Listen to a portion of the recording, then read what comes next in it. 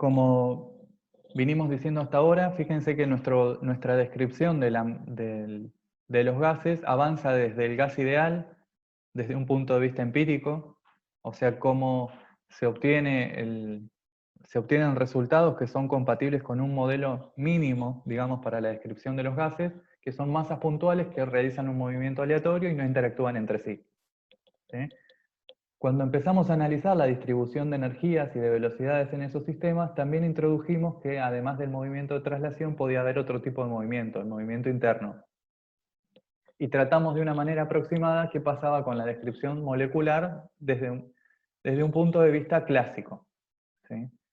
Ahora vamos a avanzar un poco más en el tratamiento de ese sistema, incorporando la posibilidad, primero, dos consideraciones. Por un lado, la posibilidad de que estas partículas que forman el sistema interactúen, y por otro lado, teniendo en cuenta que esas masas no son puntuales, sino que los gases tienen, en realidad, un cierto volumen. Y eso va a tener consecuencias en el comportamiento físico-químico de los gases. Bueno, todo eso lo vamos a ver en lo que nosotros llamamos gases reales, o una interpretación de los gases reales. Lo que vamos a hacer en realidad es avanzar un poco más en la interpretación del comportamiento experimental de los gases. No en el límite a bajas presiones, sino qué pasa cuando nos apartamos un poco de ese límite y empieza a haber desviaciones de lo que llamamos el comportamiento de un gas ideal. Entonces, bueno, vamos a charlar sobre el comportamiento experimental de los gases reales, hablar sobre el estado crítico, el factor de compresibilidad. Todas estas cosas ya las vieron ustedes cuando van a ver que vamos a repasar un poco las isotermas de los gases que ya conocen. Vamos a hablar del estado crítico. Quizá factor de compresibilidad no lo definieron antes, pero no van a tener ningún problema. Y vamos a avanzar un poquito más hacia el final sobre un modelo aproximado, pero más realista de la descripción de un gas, que es el modelo de Van der Waals. Que vamos a discutir un poco qué aporta, qué nos permite interpretar del comportamiento de los gases reales y cuáles son sus limitaciones también. Entonces, bueno, en lo que dijimos sobre el comportamiento de los gases ideales, ¿se acuerdan, por ejemplo, que habíamos hablado de que cuando uno estudia los gases puede mantener alguna variable constante y variar las otras dos, y por ejemplo estudiar el comportamiento en un diagrama que llamamos presión-volumen? ¿Sí? Para un gas ideal, la presión depende del volumen a temperatura constante y las gráficas que encontrábamos nosotros tenían una pinta, una apariencia de una hipérbola. ¿Sí? Cuando se analizan los gases reales, cambiando la temperatura, dependiendo de la temperatura a la que estemos trabajando, en realidad las curvas experimentales tienen otra forma, otra estructura, y aparecen cosas como las que están descritas acá para el dióxido de carbono. ¿Sí? A una temperatura que podríamos llamar una alta temperatura y a temperaturas cada vez más bajas. Lo que se observa en el comportamiento experimental cuando tenemos altas temperaturas es lo que podríamos interpretar en términos del gas ideal. ¿Sí? A medida que aumenta la presión, el gas se comprime. Y tenemos una relación de este tipo. Y podríamos decir que aproximadamente el producto de P por B para este sistema es constante, a temperatura constante. O sea que cumple aproximadamente la ley de Boyle-Mariot. Cuando empezamos a bajar la temperatura, en realidad fíjense lo que pasa para esta curva de puntos amarilla. Al principio, a bajas presiones, pareciera que el sistema cumple con una hipérbola. Pero a medida que vamos aumentando la presión, en realidad llega alguna condición en que ya el comportamiento se aparta del de una hipérbola. Y fíjense esta parte de la curva, en el que pequeños cambios de volumen tienen una pendiente muy grande, y pequeños cambios de volumen representan cambios muy grandes de presión. O lo que es lo mismo, es necesario variar mucho la presión para generar un dado cambio de volumen. Si bajamos aún más la temperatura, tenemos a bajas presiones esa curva y en algún momento se encuentra una meseta en el sistema. ¿Sí? Fíjense, esta curva de puntos blanca y esta curva de puntos verdes tiene en una región algo que corresponde a una meseta. ¿Sí? Y luego de la meseta, si seguimos aumentando la presión, nuevamente es necesario generar cambios de presión muy grandes para producir cambios pequeños de volumen. Si observáramos experimentalmente qué es lo que le está pasando al gas que comprimimos, por ejemplo, si iniciamos con un gas, cuando llegamos a una determinada presión para esa temperatura, lo que se observa digamos, en un cilindro en el que está contenido el gas, es que en esta región lo que ocurre es la formación de gotas del líquido. O sea, el gas o el vapor empieza a condensar en estas condiciones. ¿Sí? Y esta meseta, si analizáramos qué pasa físicamente en el cilindro que contiene inicialmente al gas, a lo largo de esta meseta, ¿sí? Lo que ocurre es que el gas empieza a condensar, condensa completamente, y en este punto tenemos un líquido, cuyo volumen ahora resulta prácticamente incompresible. Es necesario generar cambios de presión muy grandes para poder cambiar el volumen de un líquido. Entonces, experimentalmente lo que se observa es que los gases en determinadas condiciones de temperatura sufren condensación. ¿Sí? Y este tipo de curvas hablan de ese fenómeno. De hecho, la meseta que se produce en estas condiciones corresponde a la condición del equilibrio líquido-vapor. ¿Sí? En este punto, al final de la meseta, tenemos un vapor, en este punto un líquido, y si analizáramos el cilindro en el que estamos comprimiendo el gas a lo largo de esta trayectoria, tendríamos una cantidad relativa variable de líquido y vapor en esas condiciones. ¿Sí? Pero fíjense que todo eso ocurre a una presión constante, esto es prácticamente una meseta. Entonces en ese cilindro está cambiando la proporción de líquido y de vapor, pero a presión constante, como ocurre en cualquier equilibrio de fase. Y estas curvas corresponden a una dada temperatura que también se mantiene constante en ese experimento. ¿Sí? Bueno, esto no ocurre para cualquier temperatura. Por ejemplo, para el azul, por más que comprimamos, nunca se observa este estado de una meseta. O sea, nunca es posible observar la aparición de una fase líquida. Es necesario bajar por debajo de esta temperatura, la que corresponde a la curva amarilla, para que se observe esa meseta. ¿Sí? Y a medida que estamos más abajo, la extensión de la meseta es cada vez más grande. ¿Sí? Fíjense si comparamos las curvas verde, roja y negra, el rango de volúmenes en el que se presenta esa condición es cada vez más grande. A medida que aumentamos la temperatura, ese rango en el que se produce el equilibrio de fases, podríamos decir, entre el líquido y el vapor, se hace cada vez más pequeño, hasta que en la curva amarilla acá es simplemente un punto. O sea, esa meseta se transforma en un punto de inflexión. Esta isoterma, que está descrita en puntos amarillos, que presenta un punto de inflexión, tiene características particulares, las señalamos particularmente porque corresponde a una temperatura que llamamos la temperatura crítica. ¿Por qué es la temperatura crítica? Bueno, porque a temperaturas mayores que esta no se comprime el gas para formar un líquido, no se condensa, y a temperaturas más bajas sí. De hecho, ¿se acuerdan que ustedes ya seguramente analizaron qué pasa por encima de esa temperatura que llamamos crítica cuando tenemos altas presiones? Si bien el gas no se comprime, lo que tenemos ya no es un gas con las propiedades que conocemos, sino lo que se conoce como un fluido supercrítico, que tiene propiedades intermedias entre las de un líquido y las de un gas. Por supuesto, este diagrama es experimental y corresponde al dióxido de carbono. Para otros gases se encuentra lo mismo, pero en otras condiciones. ¿Sí? La temperatura crítica para el dióxido de carbono es del orden de 35,5 grados centígrados. Para otros gases, por supuesto, va a variar. Y vamos a empezar a pensar de ahora en más, bueno, ¿y de qué dependerá ese valor de la temperatura crítica? ¿Con qué estará relacionado? Entonces podríamos decir que, como dice acá, debajo de la temperatura crítica se dan condiciones para observar los fenómenos de condensación del vapor al estado líquido. ¿Sí? Y a las curvas que incluyen esta transición de fases las llamamos isotermas de Andrews, o curvas de Andrews, quizá lo encuentren así en alguno de esos libros. Se refiere a isotermas de un diagrama presión-volumen en las que aparece algún fenómeno de condensación, que se representa con una meseta en estos diagramas. Como dice acá, las isotermas experimentales para temperaturas menores a la que llamamos la temperatura crítica presentan discontinuidades. Fíjense que si bien la curva es crítica, la curva es continua, no crítica, si bien la curva es continua, existe una discontinuidad en la derivada, ¿sí? Debido a la presencia de la condición de fases. O sea, esa es una característica de las transiciones de fase.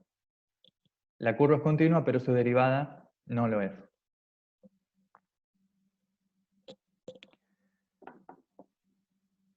Entonces, si trazáramos, como dice acá, una envolvente de todas esas mesetas en el diagrama presión-volumen, cuando nos referimos a la envolvente sería esta que aparece acá, ¿sí? Podemos decir que hay tres regiones en el sistema. Una región de existencia estable para el gas, ¿sí? Que sería esta primera región en el que tenemos a bajas presiones tenemos un gas. Una región estable de existencia del líquido, que para esta curva sería la parte verde, ¿sí? Y una región que, como hablábamos recién, corresponde al equilibrio entre un líquido y un vapor. Y físicamente, en un cilindro en el que estamos comprimiendo este gas, correspondería a la aparición de gotas. Imagínense, tenemos el gas, lo empezamos a comprimir, en este punto empiezan a aparecer gotas, la cantidad de gotas crece, crece, crece, hasta que todo el gas se transformó en líquido en este punto. Y a partir de ahí, si uno aumenta la presión, lo que está haciendo es comprimir el líquido. Como dijimos, esta meseta disminuye en su extensión en el rango de volúmenes a medida que nos acercamos a la isoterma crítica. Y en este punto la meseta se transforma directamente en un punto de inflexión. ¿Sí? Ahora fíjense otro análisis que podemos hacer a partir de este gráfico. En estas condiciones, imagínense que tenemos un mol, por ejemplo, de gas que estamos comprimiendo. En este punto, el gas sigue siendo un gas, y por lo tanto el volumen que ocupa, en este caso este volumen, sería el volumen molar del gas en las condiciones del equilibrio líquido-vapor. Por otro lado, en el punto B, lo que tengo es todo líquido, y entonces este volumen que tenemos en este punto corresponde al volumen del líquido en esas condiciones, del equilibrio líquido-vapor. Fíjense que al aumentar la temperatura, el volumen molar del vapor y el volumen molar del líquido se empiezan a aparecer cada vez más, ¿sí? La diferencia entre ellos dos, que sería el cambio de volumen de vaporización, empieza a disminuir, hasta que en el punto crítico el volumen molar del gas y el volumen molar de lo que llamamos líquido tienden al mismo valor, ¿sí? Se corresponde con esa situación física que decíamos de que en realidad por encima de ese punto ya es imposible distinguir entre un líquido y un vapor. Bueno, lo que vamos a hacer es analizar este tipo de fenómenos en otros diagramas, ¿sí? Bueno, si transformamos este diagrama de fases que estuvimos analizando nosotros recién a un diagrama presión por volumen en función de la presión, ¿sí? Vamos a empezar a trabajar un poco con estos diagramas que llamamos diagramas de compresibilidad, ¿sí? Fíjense, la traslación de este tipo de curvas a este sistema genera curvas como las que están mostradas acá. En el caso de un gas, por ejemplo, en el caso en que estamos a altas temperaturas y siempre tenemos un gas, el producto P por B en función de la presión cambia ligeramente, pero a bajas presiones se mantiene constante, ¿sí? Eso es lo que veníamos analizando para gases ideales. ¿Se acuerdan que si el gas es ideal y los gases reales tendían al comportamiento ideal a bajas presiones, sería este caso de bajas presiones, en el límite de bajas presiones el producto P por B es constante, y sería igual a nRT, ¿no? Según la ecuación de los gases. Pero eso solo si estamos en condiciones en que siempre tengo un gas, ¿sí? Observemos qué pasa a medida que, por ejemplo, bajamos la temperatura y pasamos de analizar esta curva, que se correspondería con esta primera de acá arriba, y empezamos a analizar estas otras curvas que tenemos acá abajo, ¿sí? En ciertas condiciones lo que se observa es que el producto presión por volumen en realidad es más bajo de lo que esperaríamos para el gas ideal. Fíjense que el valor extrapolado es el que corresponde al gas ideal. Y a medida que aumentamos la presión, ese producto presión por volumen disminuye. O sea que lo que está pasando es que el volumen que está ocupando el gas es menor que el que tendría si fuera ideal, ¿sí? Ya podemos empezar a pensar con qué estaría relacionado que ocupa un volumen menor. Y lo primero que surge es con la existencia de interacciones, ¿sí? Si las moléculas interactuaran entre sí, podríamos observar desviaciones del comportamiento ideal, ¿sí? En particular, si predominaran interacciones atractivas entre las moléculas del gas, ¿sí? Uno observaría que el volumen molar que ocupa un gas dado en esas condiciones tendría que ser menor que el volumen que ocuparía el gas ideal en las mismas condiciones. Y por lo tanto, el producto presión por volumen tiene que ser más chico. Sería el caso representado por esta curva en la que a medida que aumenta la presión, el producto presión por volumen disminuye. Bueno, si bajamos mucho la temperatura y llegamos a la isoterma crítica, en realidad esta curva presenta acá un punto de inflexión. ¿Sí? Y si estamos por debajo de la temperatura crítica, esta meseta que teníamos en el producto P por B se transforma ahora en una línea vertical, en este diagrama presión-volumen en función de la presión. Fíjense que en este diagrama lo que pasaba es que a presión constante uno podía cambiar el volumen del sistema sin que cambiara la presión ni la temperatura. Bueno, en este diagrama presión por volumen significa que a presión constante, ¿sí? A un valor de X constante, el producto presión por volumen cambia porque cambia el volumen, ¿no? El mismo análisis que antes. Lo que pasa que ahora en una línea vertical. Y de nuevo podría trazarse un envolvente de estos diagramas que representa la condición del equilibrio líquido-vapor. Bueno, el mismo análisis se encuentra si uno analiza, por ejemplo, los mismos resultados se encuentran si uno analiza, por ejemplo, cómo cambia la densidad con la presión. Fíjense que analizar la densidad es como analizar la inversa del volumen, ¿sí? La densidad está relacionada con la inversa del volumen. Entonces, fíjense en este diagrama tridimensional, lo que se observa es cómo cambia la densidad, por un lado con la temperatura, y por otro lado con la presión. ¿Sí? Y lo que se observa en el sistema experimental son discontinuidades del mismo tipo de las que observamos en los diagramas anteriores. ¿Sí? En estas condiciones de bajas presiones, lo que uno tiene es un gas que tiene baja densidad, ¿sí? Fíjense acá tenemos bajas densidades. A medida que uno aumenta la presión, se mueve en este sentido, la densidad, en algunas condiciones se obtiene una segunda fase, que es la fase líquida, que tiene una densidad alta, ¿sí? Fíjense que estas líneas de arriba, que corresponden al estado líquido, se corresponden con altas densidades. En cambio, estas curvas de acá abajo corresponden a una región de bajas densidades y corresponden al vapor. Bueno, esta discontinuidad que se observa en los sistemas experimentales corresponde a diferencias de volúmenes. Fíjense, este sería el volumen del gas y este el volumen del líquido, que está en equilibrio en esa condición. Para otra temperatura más alta, este es el volumen, corresponde a la densidad, perdón, del líquido y esta es la densidad del gas, y a medida que aumentamos la temperatura, la densidad del gas y del líquido en equilibrio en esas condiciones empiezan a aparecer cada vez más, hasta que en algún punto solo corresponden a un punto de inflexión y ya no aparece esta meseta. ¿Sí? Como dice acá, al acercarse a la región crítica, las densidades y por lo tanto el volumen específico o el volumen molar de la fase líquida y gaseosa convergen. ¿Qué quiere decir esto? Se hacen similares entre sí. En el estado crítico no pueden diferenciarse las dos fases y el menisco de separación entre ellas desaparece.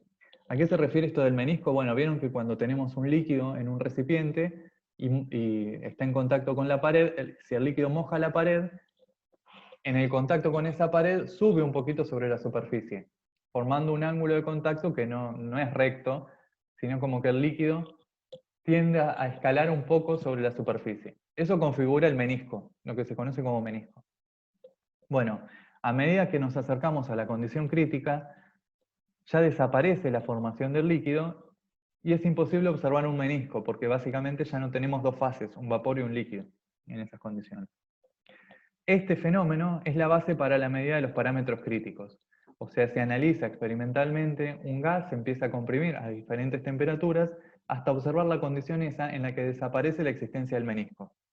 En la condición crítica, digamos, a la temperatura crítica es la menor temperatura a la cual se produce ese fenómeno.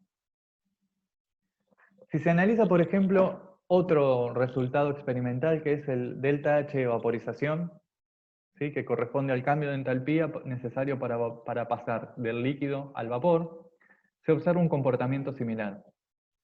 En cuanto a las características, similar en cuanto a que el líquido adopta las características similares a las del vapor y al revés. ¿Sí? Delta H de vaporización es la entalpía molar que tiene el vapor menos la entalpía molar que tiene el líquido, o la entalpía que es necesario darle al sistema para que vaporice. Y si se analizan distintos sistemas, distintos gases, lo que se observa es que a medida que uno se acerca a la temperatura crítica de cada sistema, el delta H de vaporización disminuye, ¿sí? O sea, delta H de vaporización siempre disminuye al aumentar la temperatura. Hasta que en el estado crítico, fíjense que a altas temperaturas, todas las curvas caen bastante abruptamente hasta cero, ¿sí? El delta H 0 corresponde al estado crítico, a la temperatura crítica de cada uno de esos gases. ¿Por qué? Bueno, porque ya es imposible distinguir entre un gas y un líquido. Entonces, pierde sentido esto del cambio de estado y la energía necesaria para pasar de un líquido a un vapor.